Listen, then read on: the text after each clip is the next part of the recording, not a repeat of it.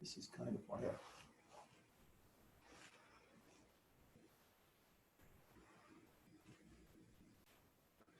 Well, hello, everyone. I know there was a little bit of technical difficulty in the auditorium. We apologize for that with the time and the countdown timer on the agenda, but we're going to get going, and the session will be recorded and folks can watch it later. I want to take a moment and introduce our first keynote of the conference, Meg Talley Dyer.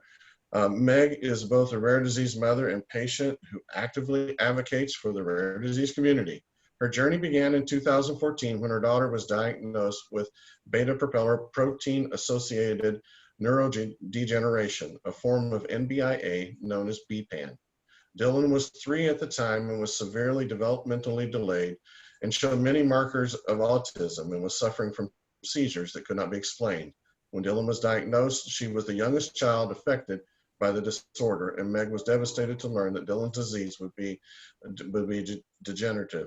Meg's grief drove her to learn everything she could about NBIA and BPAN, which led her to the NBIA Disorders Association. She joined the board in 2016, and Dylan continues to be her inspiration to help her steer the organization and help individuals with families affected by NBIA. We'd like for everyone to please welcome Meg.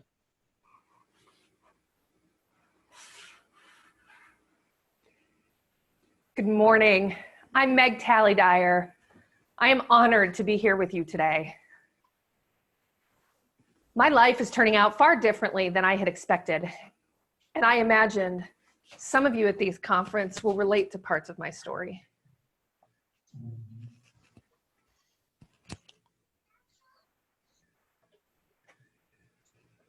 Just one second, please.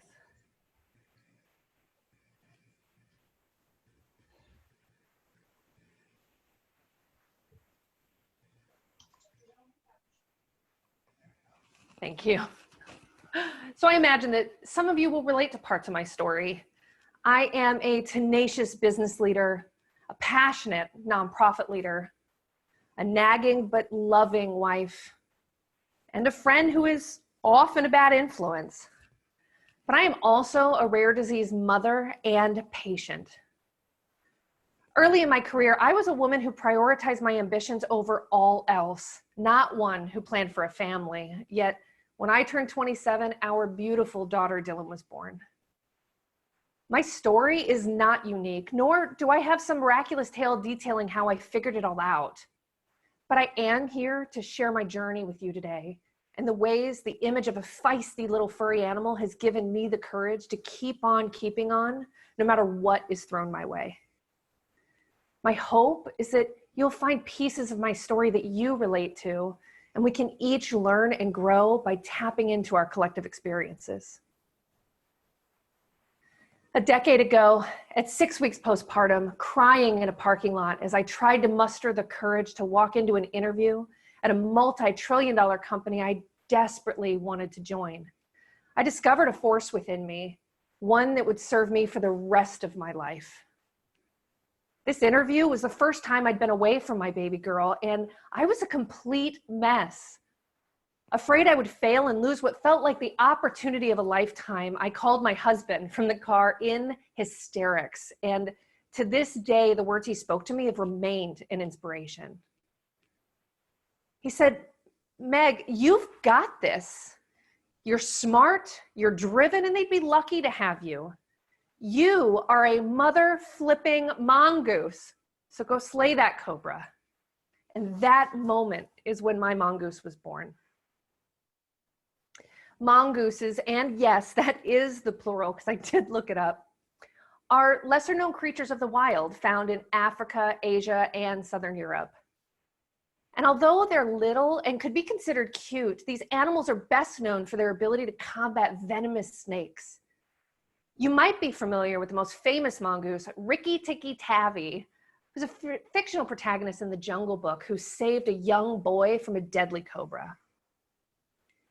You see, what I didn't understand as I sat in that parking lot was that this would be the first of many times in my life I would need to draw on the strength of my inner mongoose.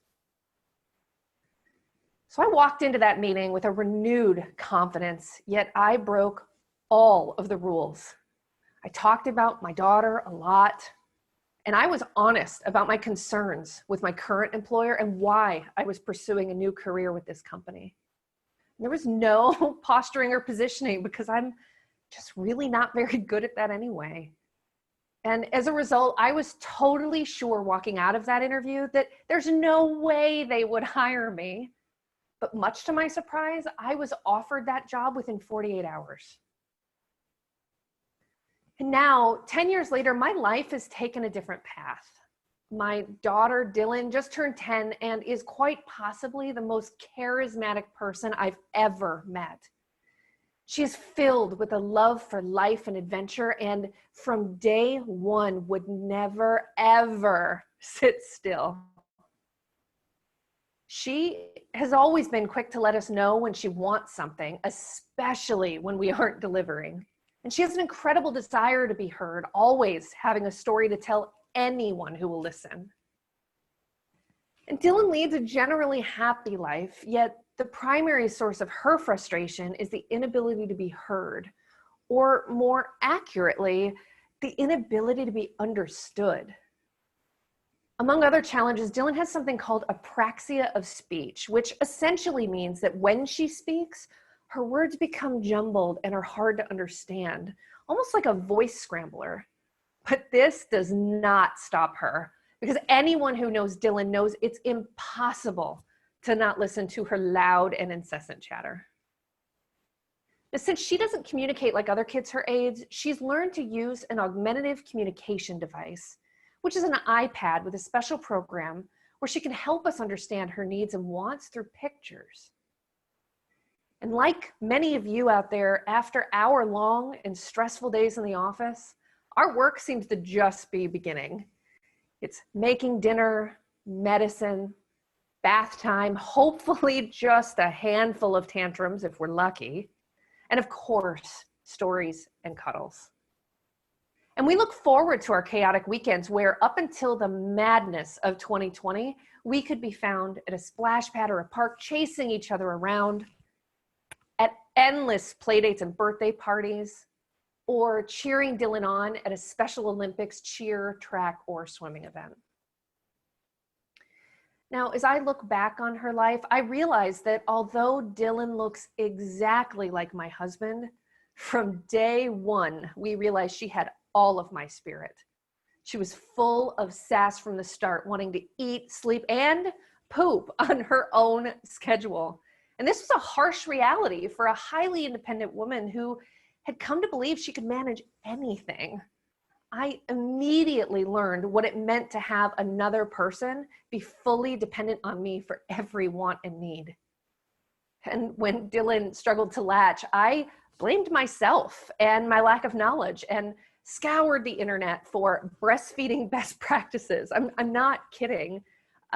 Be careful when you Google search things like that. As Dylan reached 18 months, I watched as other children her age began to walk, talk, and achieve each of the expected milestones. Conversely, though, Dylan began to demonstrate many sensory-seeking and aggressive behaviors, and it became clear that she was falling severely behind developmentally. And it was then that she also began to suffer from seizures. We took her to a pediatrician who tried to reassure us that children develop at their own pace, confidently stating that she would catch up in her own time and that these epileptic episodes were simple febrile seizures that she would likely outgrow. And during this chapter in our lives, we found ourselves in the ER more times than I can count, and each specialist we would see continued to minimize her symptoms. I was left wondering if I might be crazy, but my gut told me something was wrong. Part of me felt that I should trust and listen to these experts, but my mongoose was stirring, pushing me to trust that instinct and to fight for the answers that Dylan deserved. Her life could depend on it. At the same time, while trying to navigate a medical system that didn't seem to care or even want to understand my daughter, I was also climbing the corporate ladder. I was being groomed for roles with increasing levels of responsibility. In fact, on 2 occasions when Dylan was in the hospital, I found myself faced with what felt like an impossible decision: to either remain at my husband's side while our daughter was being seen, or to move forward with an interview for a role which could provide increased levels of financial security for my family. What I didn't understand at that time was that if I had just been open about what was happening with Dylan, others would have been more than happy to move these meetings. But instead, I pushed forward and proceeded with the interviews both times. And although I successfully earned these promotions, it's decisions like these that I have questioned a million times over. I look back and wonder if my mongoose was leading me a bit astray, focused on fighting for my career instead of focusing my energy on my daughter. 2 years later, we had a pivotal visit to the ER. Again, our concerns were dismissed, and while I was scared, tired, and angry, I felt my mongoose coming out. I refused to leave this hospital until someone gave me answers. I was ready to handcuff myself to that hospital bed if I had to. I didn't care that the word Munchausen was beginning to be whispered. I could no longer continue without answers for my daughter, despite these comments alluding to me imagining a fictitious illness. But fortunately, a soon-to-be retired geneticist who was on call agreed to review her case, and incredibly, after years of desperate searching, the new chapter in our lives began. With the help of this geneticist, an epilepsy specialist, and a neurogeneticist, we finally had a team of doctors who, combined with a breakthrough in mass market access to the whole exome sequencing test, helped us find our answer: beta propeller protein-associated neurodegeneration, an MBIA disorder known as BPAN. We were in shock. What the heck is beta propeller protein-associated neurodegeneration? And information was scarce, and our team of doctors admitted they knew nothing about this disease and offered to do some reading and get back to us. But ever impatient, I did what all naive parents do and began a deep and dark journey into the depths of Google. And it was not a good call. I had entered now a panicked crisis mode, and I know some of you out there can relate. I did, though, find one research paper which at that point read like a foreign language to me. What I could understand was terrifying. Her disease was described as degenerative, and it highlighted insights from the 15 other cases that were known at the time of publication and illuminated what I could expect her journey to be. She would not likely achieve a developmental age beyond 5. And in her teens or early 20s, she was expected to experience a rapid decline of both physical and cognitive function. And her life would be cut far too short by this awful disease. I had been desperately searching for an answer so I could help Dylan. What I found instead felt like a death sentence. Pardon my language, but what the fuck? Instead of waiting for my medical team to find answers, I decided I was going to go find them myself. I sent an email to the lead researcher of that paper I found, and another to the president of the MBIA Disorders Association. And frankly, I wasn't expecting a response from either. Yet incredibly, I heard from both within hours. I learned that at that time, there were only 50 known BPAN cases worldwide, and Dylan was the youngest known person with the disorder. I was amazed at the support and encouragement in those first conversations.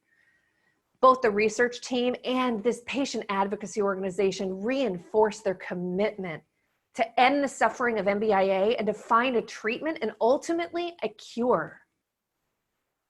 For the first time since she was that tiny little baby, I felt hope. So there we were, completely inundated with information about Dylan's current situation and potential future. Overwhelmed with the immense weight of our situation, how little was known, and this increasing feeling of desperation kicking in, my Mongoose came out and I began to take control. Countless hours in that deep, dark hole of Google searching, countless doctor's appointments, and trying to understand how I could help my daughter avoid this horrific fate. It was then I learned we lived in a state with extensive benefits for children like Dylan. Physical therapy, speech therapy, occupational therapy, music therapy, applied behavioral analytics, habilitation, respite. Again, my Mongoose was there and pushed me to action. Whatever therapy I could find that had even a chance of helping Dylan, I sought it out and I fought for it. But what I had underestimated was how difficult it was to not only qualify for, but to also secure these resources. Insurance claims, denials, appeals, state assessments, denials, appeals. And once we had finally secured the necessary approvals, the fight to find quality providers began. It seemed that each time we would find a match for Dylan, the provider would either no-show to their interview with us or quit within days or weeks. And to be fair, Dylan was not easy to work with. Her sensory-seeking behaviors had continued to increase, as did her destructive and aggressive behaviors. She would sit and rock and rock and rock, self-stimulating to calm down. If we tried to engage her when she wasn't interested, she would lash out, hitting, biting, or grabbing my hair, and she had a grip. Now, we knew she didn't mean us harm, but her providers would lose patience and decide to find greener pastures. And each of these provider losses felt like another punch to the gut. You see, as Dylan would start to get to know a new person and develop that trust, they would leave, further agitating her difficulty with change and exacerbating these challenging behaviors. Throughout all of this, I became increasingly active in the MBIA community, talking to as many other MBIA families as I could find. And these families were so generous with their time and insights, helping us navigate the emotions going through our heads, answering my endless questions, and frankly, providing answers to questions we didn't even know we should have. It was incredible that after feeling so alone in this journey, there were others who understood, truly understood. So for the first time, we felt part of a tribe, or if we were mongooses, a mob of families who were together and supporting each other on this journey. We then became excited, anticipating the upcoming MBIA Disorders Association Family Conference. How amazing would it be to meet other families on this same journey face to face, and to meet the researchers from around the world where we could learn directly from them about the important work being done to help all of those affected by MBIA. But despite the comfort I had found in this community, that first conference was devastating. You see, Dylan was about 3.5, and we found only one other family at this conference with a daughter even close to Dylan's age. All of the other families were much farther along in their journey with the disorder, and as a result, we were immediately face to face with our futures. Wheelchairs, feeding tubes, dystonia, uncontrollable seizures, inability to communicate. It was traumatic. And that family with a daughter close to Dylan's age became our lifeline. Each night of this conference, we would gather in one of our hotel rooms and just unload. We would cry a lot, and we would drink far too much. We had no idea how to live life knowing what was coming. It was like we were stuck on a train track with no idea when that train was coming, but we could see that light ahead of us in the distance, knowing that it would come and it would destroy our lives. And this began a very dark year for our family. I worked far too much, and when I wasn't working, I drank far too much. I did practically anything I could to escape the reality of my life, and it is not a time that I'm proud of, and in many ways, I paid that price. Despite being my most significant time of need, I began to lose many of my friends. And feeling more and more alone, I became angry, and this anger only had one direction to go, directly at my husband. Our marriage suffered, and we fought incessantly. You see, the way Matt and I process our grief is just so very different. Where my Mongoose went into overdrive, and I began to find comfort in taking control over every aspect of our lives, he emotionally withdrew. And we discussed divorce quite often during that time, but the reality of our situation was that we were completely dependent on each other for the care of Dylan.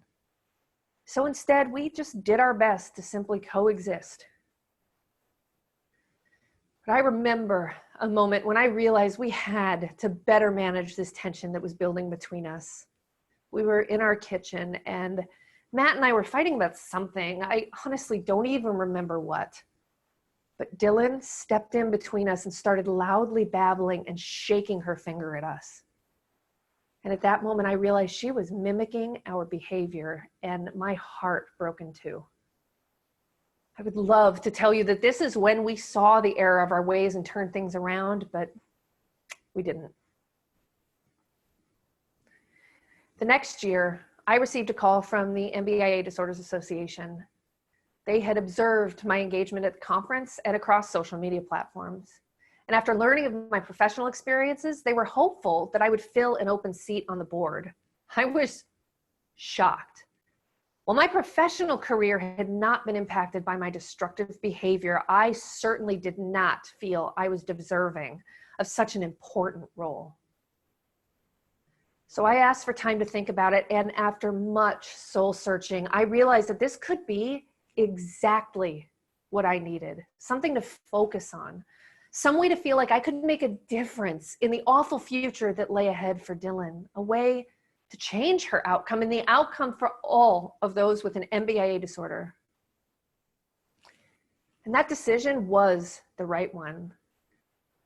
I suddenly had a healthy outlet to channel my fierce need to help my daughter, to give my Mongoose something tangible and positive to focus on.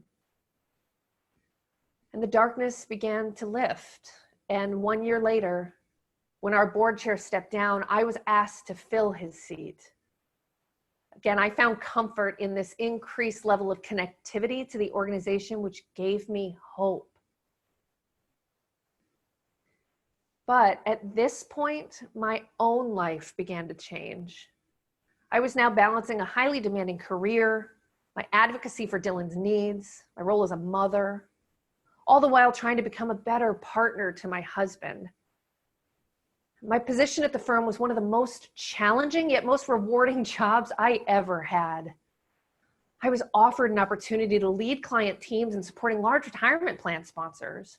We were helping thousands upon thousands of people prepare for a dignified retirement, something the statistics will show you will not happen without employer-sponsored programs.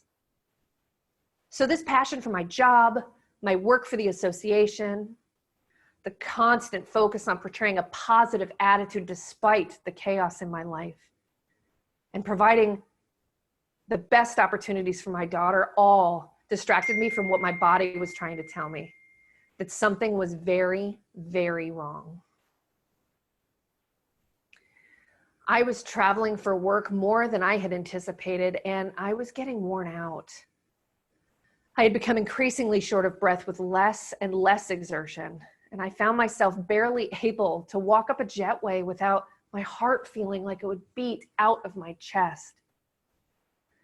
I created excuses telling the colleagues traveling with me that I needed to use the restroom when, in fact, I needed to sit down so I could just catch my breath.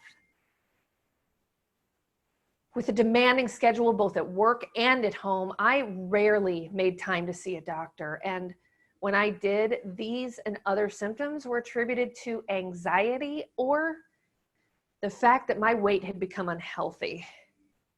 Exactly what a woman wants to hear.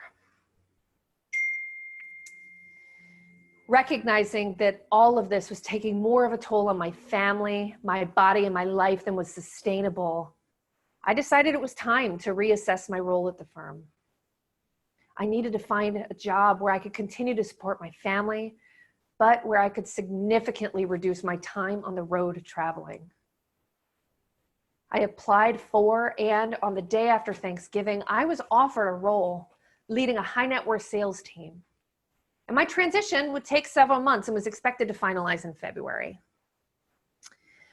So as I prepared to take on this new role, I took time off for the holidays.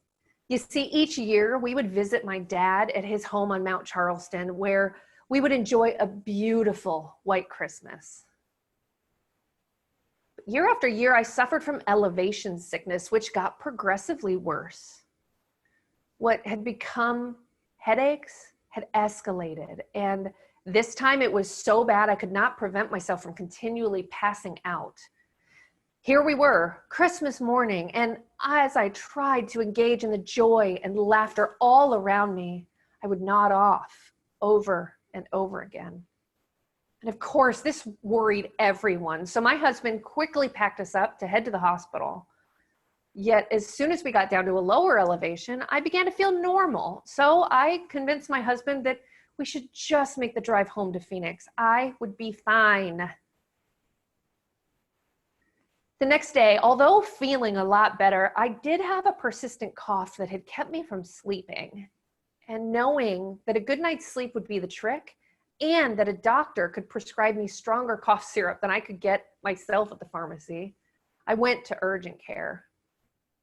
I will forever be thankful for the doctor on call who paused to ask questions about my symptoms and learned of my extensive travel habits. He ordered a chest x-ray, which showed a shadow that he suspected was pneumonia. But to be on the safe side, he wanted me to go to the ER to rule out a pulmonary embolism. At that time, I had no idea what that meant. And being a frequent flyer at hospitals for Dylan, and in typical workaholic fashion, I first went home to get my laptop so I could get work done while I inevitably waited to be seen. I walked into that ER waiting room where the nurses at the check-in station took my information and checked my oxygen saturation level, which was at 68%. The look on their faces was almost comical. They shifted into high gear and hurriedly put me in a wheelchair, taking me back to be seen. I told them I felt fine. I just have a cough, and the urgent care doctor wanted me to just double check an x-ray. Let's not overreact here. But little did I understand that most people should not be able to stand with an oxygen saturation that low. I, however, had grown accustomed to this level of breathlessness and didn't understand the damage I was doing to my body. So I was taken to the CT scanner, and 30 minutes later, the doctor came in. And he said, I quote, "Good news, it isn't a pulmonary embolism. Bad news, it looks like you might have a chronic lung disease." And again, excuse my language, but what the fuck? I was admitted to the hospital that day, and I felt the earth shift under me. Suddenly, I felt terrified and powerless. I didn't ask the right questions, and frankly, I didn't ask any questions. I said yes to any test or treatment they recommended. Where was my mongoose? I had expected to be the fierce advocate for myself that I had always been for my daughter, yet I wasn't. The doctor said he had an idea of what might be happening in my lungs, but needed to do some research and would be back to discuss next steps. When he returned hours later, I learned a new 24-letter word: lymphangioliomyomatosis. He told me it was a rare disease that he knew very little about, and the only way to confirm the diagnosis was through a lung biopsy. But before he would feel comfortable doing this biopsy, he wanted to do a heart catheterization. I was considered obese, and he worried that my heart would not be healthy enough to get through the biopsy. And this is when things really started to go sideways. This heart catheterization procedure was a complete cluster. That team in the operating room was unprofessional, speaking as if I wasn't even in the room, lamenting equipment that wasn't working, and complaining that their supplies hadn't been restocked. When I not so kindly shared that I could hear them and they were scaring me, they told me I'd be fine and continued forward. I was terrified, and I sobbed through that entire procedure. After returning to my room, I immediately called 3 of my closest and strongest girlfriends, women who had become my mongoose mob. You see, I was alone at the hospital because my husband, out of necessity, was with our daughter. But I realized then I was unable to advocate for myself, and I needed the help of someone else who could be my mongoose. Within an hour, this trio of friends stood next to me, each agreeing that something was wrong. They encouraged me to call my primary care doctor, who I trusted at the Mayo Hospital, for a transfer. Yet this hospital where I was being treated tried to dissuade me, telling me that I would have to leave against medical advice, which could negate my insurance coverage for everything that had been done up until this point. It was scare tactics. And thank goodness I trusted my friends and insisted I had to go. Once I arrived at the Mayo Clinic Hospital, I was met with an entire team of doctors and specialists. Yes, an entire team in one room. They confirmed my diagnosis. I had lymphangioliomyomatosis, which they explained was an extremely rare lung disease that affects approximately 3,500 women worldwide. This disease has caused my lungs to be riddled with innumerable cysts, and these cysts have taken over my healthy lung tissue, which made it impossible for my airways to function and explained my constant shortness of breath. When I asked about the need for a lung biopsy, which had just been recommended at the prior hospital, they explained to me that that course of treatment would have likely ruptured cysts, which would very well led to an immediate need for a lung transplant, which I was not likely to survive in my current condition. I was sent home the next day and told I would need supplemental oxygen 24/7, and I would need to prepare for a double lung transplant evaluation immediately. My fears overwhelmed me, and the questions were like rapid fire in my brain. It was like I was drowning in a sea of anxiety. I had just accepted a new job and was the primary breadwinner of my family. Would I be able to continue working? Would they change their minds about wanting me to lead this team? Had my ability to support my family been taken from me overnight? How would I stay healthy taking drugs that would make my immune system obsolete? And would I be strong enough to survive a lung transplant? And if I didn't survive, how would my husband care for our daughter without me? Terrified, I called my new leader to share the news that my entire life had changed since he offered me that job. I'd have to be away from work during countless hours of testing and appointments, and I might need a transplant that could take me out of work for months or more. And so I braced myself for his reaction and disappointment, but it didn't come. What I thought would be an awkward discussion wasn't. He didn't even flinch. He said, okay, we'll get through this together. You focus on you and I will focus on getting you back to work. And he did. That day, he showed me that he genuinely cared about my well-being, both through his words and his actions. And I will never forget that moment when I learned what it truly means to be a leader. As my return to work got closer, my vanity set in. I was going back to work in a new department with new people, and I'd be wearing oxygen on my face. I had always been an outwardly strong leader, and now my vulnerability would be out there for everyone to see. And this was terrifying. How many times was I going to have to explain my situation? I had already grown tired of making my disease safe for others. Often, as I shared the news with friends and family, I found myself comforting them as they cried for me, and it was exhausting. I had barely begun getting comfortable with the idea myself. Trying to comfort others was simply too much. I'd begun experiencing the stares when my family was out, and I was afraid the people I now worked with would do the same.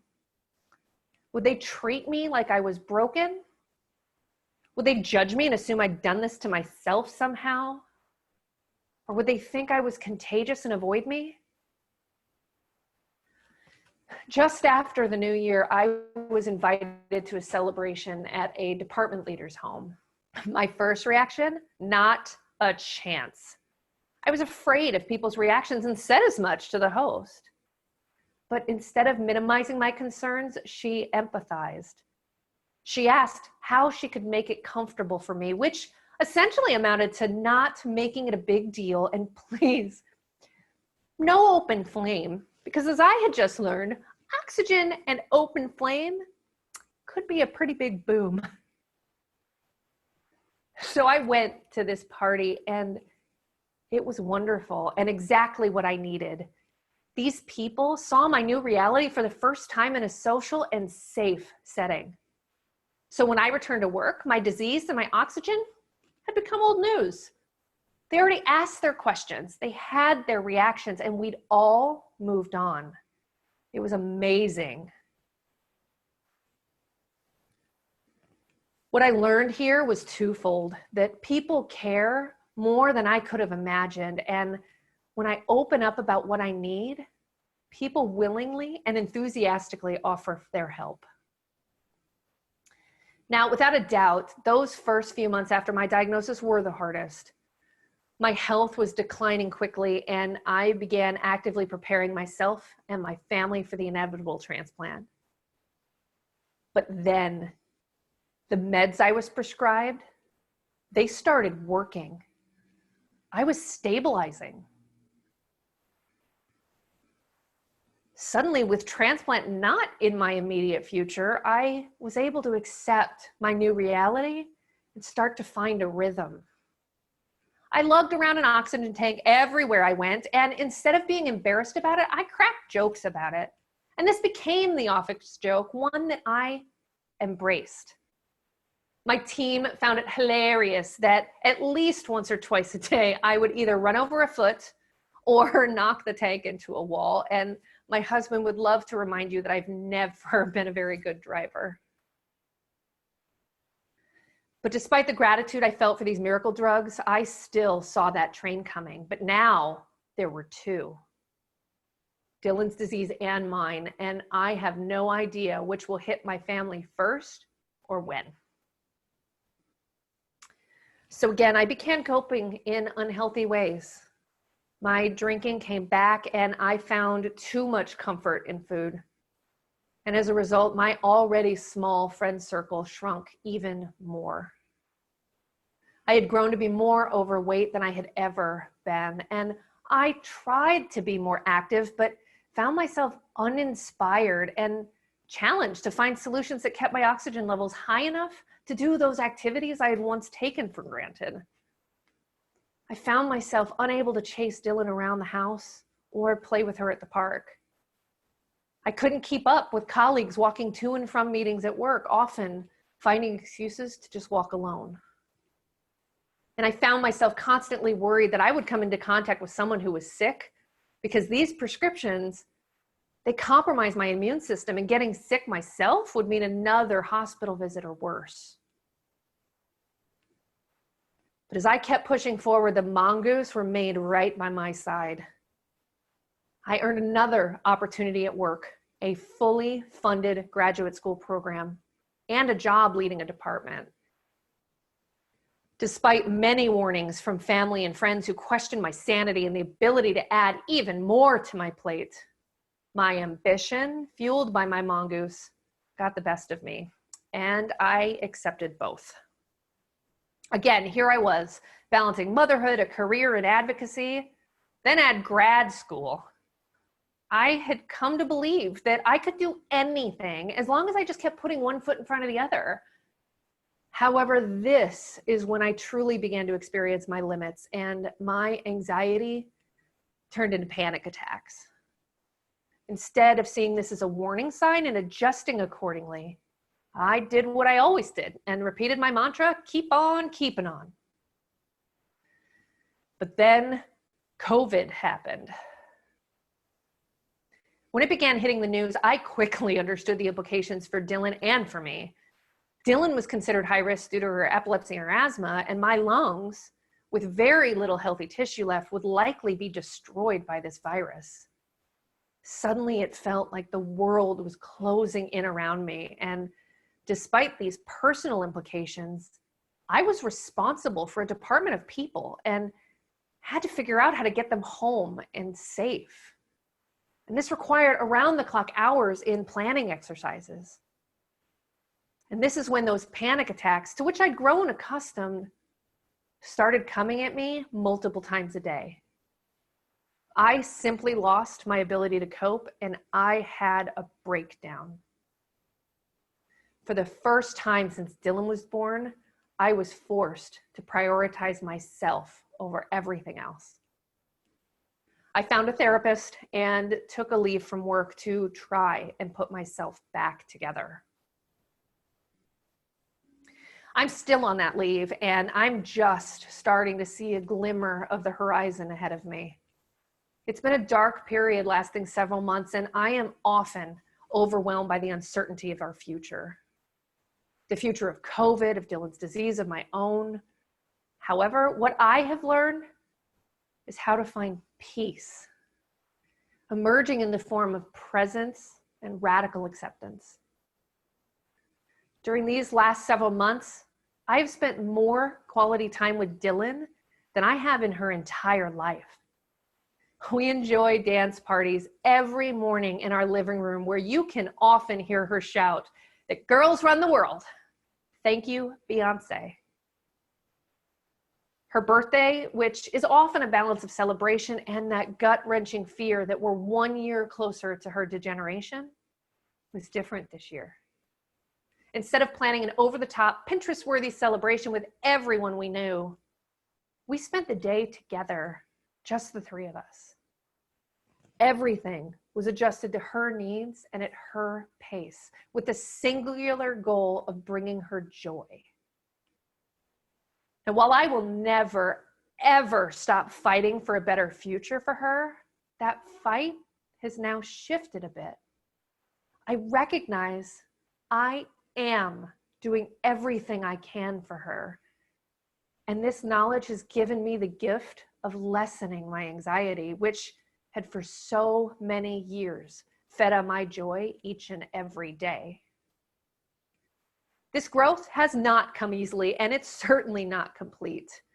I've been diagnosed with PTSD and am part of an intensive outpatient program where I continue to learn skills that help me manage and cope with both these big things and the little things. My perspective has changed, and I realize now that while the hardest part of our lives is ahead of us, I can build both the mental and the physical strength I will need to be ready for that fight. And I have my pulmonologist to thank for my physical health, because she had the courage to sit me down and have a very difficult but honest conversation with me. She helped me see that until I reached a healthier weight, I would not qualify for a transplant if I needed it,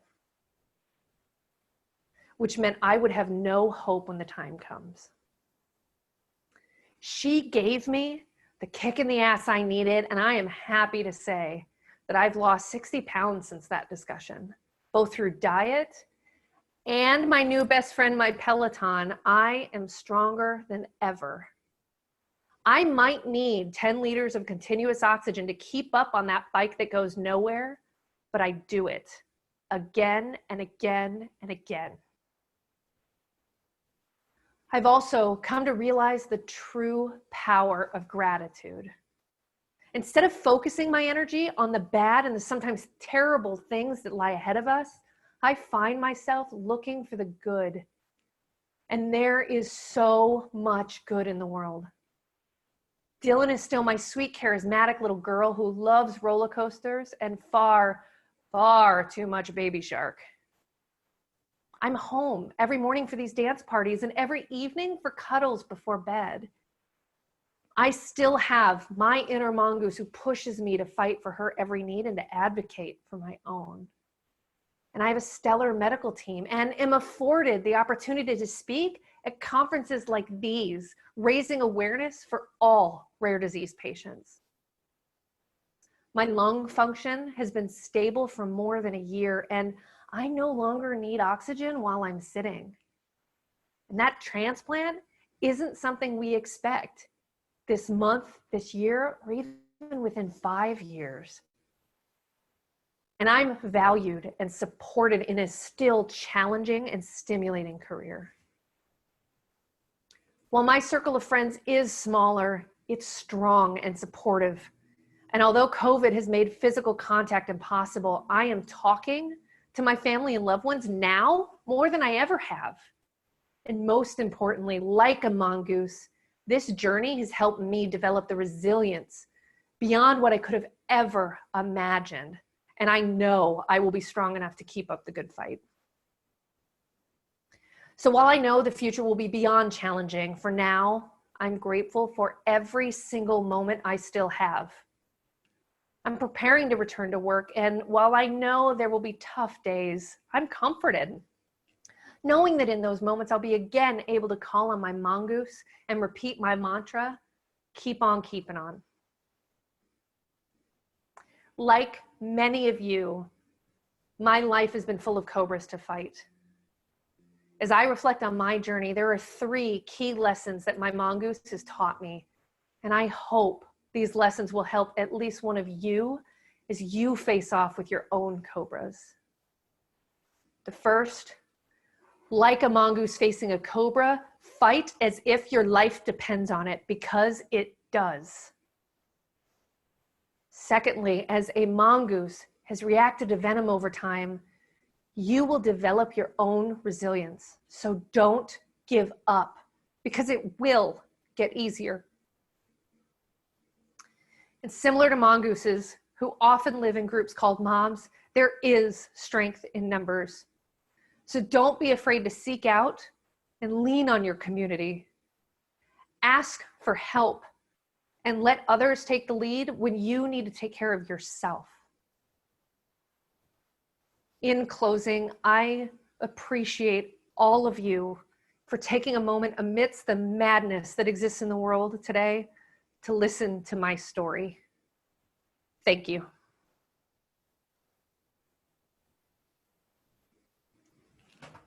Meg, thank you so much. This has been absolutely amazing and awesome. And been watching some of the chat and some of the things that people have been saying there. So want to take just a minute or two and just go over a couple of questions that have come in a little bit ahead of time here. What would you tell other moms and parents juggling a rare diagnosis for themselves and their child? Oh, I wish I had sage words of wisdom. I'll say this is for the moms and dads out there, that Literally, our lives depend on our ability to continue fighting. And every day we have a choice to continue to step up and be there for our kids, or to step back. But I think most importantly, and the thing that I missed in so many years of my life, was the importance of taking care of myself throughout that journey. I often think back and wonder how long I had this disease where all the signs were there. And had I just prioritized myself a little bit more, we might have caught it and things might have looked just a little bit different. So take care of yourselves. Awesome. Next question. What works in your life? Your schedule, your school plan? What doesn't? And how can patients and families find tools, systems, and resources that meet their needs and work? Oh, gosh, I wish it was an easy answer. I think the first most important thing was this realization that I had that there are a lot of state resources depending on where you live. But I've been amazed in the state of Arizona how many hours of support and therapy that we've been able to get for our daughter. Now, I shared in my talk that those are not easy to get. I'm not going to tell you you will get the approval right away, but what I found is, if you're a little bit annoying and a little bit of aggressive, you can get those things through. And frankly, that has been the only way that we can continue working, is by having some of that support. We're also really fortunate that, Dylan, for many kids, their ability to become typical and be part of the mainstream is there. But for Dylan, she won't have that. And so we made the decision to not opt for an inclusive school, but to pull her into a school that's just for special needs children. And what we found is that has allowed us to really focus on that joy every day and the skill building without the concern for academics that frankly she's not going to use. So I think to answer the latter part of your question, it's really about connecting with a community. I'm not a massive fan of things like Facebook, but I have found Facebook to be a lifeline in that there are groups out there. And so when Dylan was diagnosed, there were only 50 people in the world with what she had. I was able to talk to them all. The other day, her seizures are starting to get out of control again, and I'm considering a surgical option for her. And I was able to, through, the amazing technology that's available to us, reach out to a family in Australia and talk to them about their experience with that same surgical intervention. And it's amazing. So just rely on your community and ask the questions, because there really isn't any stupid question. We all start from someplace. All right. Last question here. What do you think the rare community is lacking? That's a deep one. I think the challenge that exists in the rare community right now is that while rare disease, when we're all pulled together, we represent the largest body of disease. Individually in our groups, we're so small that we become a bit insignificant. And for my own patient advocacy group, our biggest challenge is finding funding to be able to support these research grants and to be able to give us the hope that we need. We have families who are very active, but there's only so much you can tap into these families. So I would say what this rare disease community needs is to come together and recognize that we are stronger as a collective, and we have benefit when we can come together and find similar diseases where maybe research can be pulled together and we have a broader pool to pull from. What do you see, so in kind of that same vein with where it was lacking, and you kind of touched on it a little bit there, what does the rare community do well? What do you see them doing well? Yeah, what I find, I am amazed at the engagement and passion that both patients and caretakers bring to fighting for people. I am very fortunate in that I have the MBIA Disorders Association, but I also have the LAM Foundation for my own disease. And I am amazingly proud of how hard every single person works to advance research and to raise awareness. So I think what the rare disease community does really well is identifies the needs and starts trying to advocate for them. We just need scale.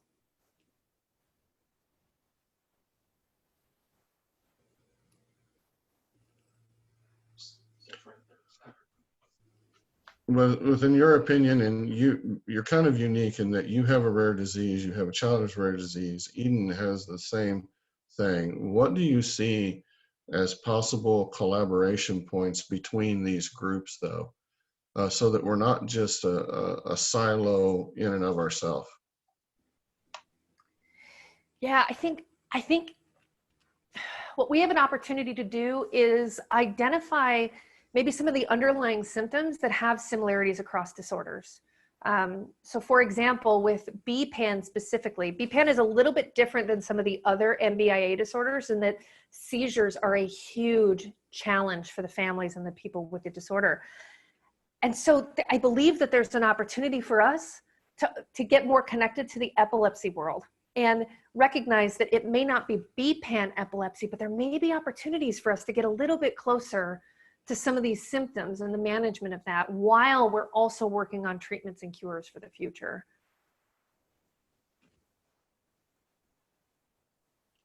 All right. Well, that was our last question. I want to thank Meg. Eden wants to thank you too. You're awesome. What a great example. I think that everyone that was able to log on here was able to see it.